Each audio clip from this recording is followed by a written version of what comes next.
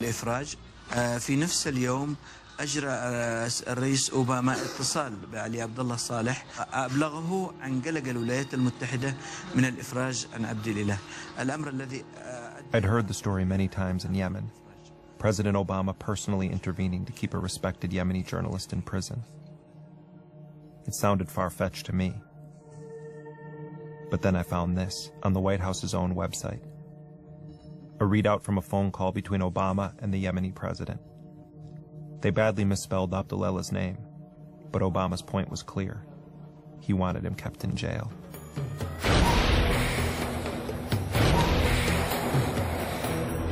Al-Majala was the first reported strike inside Yemen in 7 years.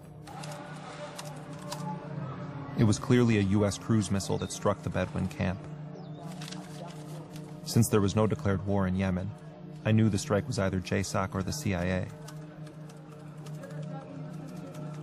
And then I found this photo.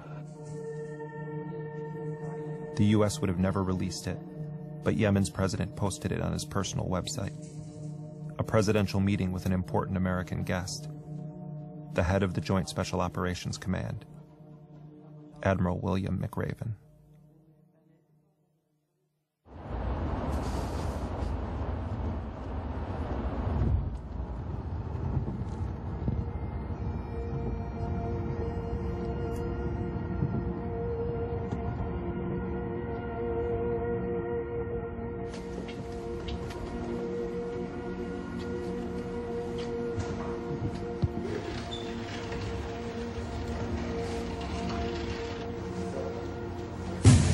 Joining us now is Jeremy Scahill, national security correspondent for The Nation magazine, whose latest article is all about the U.S. relationship with Yemen. Jeremy, thank you for joining us. Thank you. Back in New York, I started writing stories about JSOC, their rise to lead force in Afghanistan, their covert strikes in Yemen, and it felt as though I'd crossed an invisible tripwire. The reality is that U.S. counterterrorism obsession with Yemen trumped concern for human rights. That's not true. And it's, well, it is true. I mean, it's not true. Yeah, back there. Does the Pentagon have any comment on a report in The Nation today? And my question is... Yeah, I guess... the question is, you keep denying covert operation. Isn't this yet more evidence of one? Okay.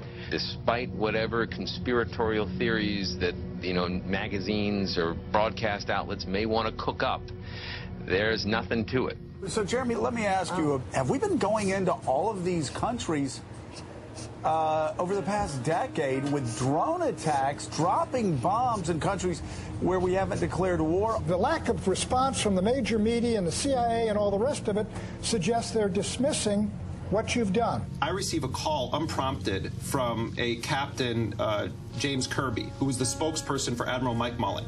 Calls me on my cell phone, wouldn't tell me how he got my cell phone number, wouldn't tell me who told him about the story. This is hours from publication.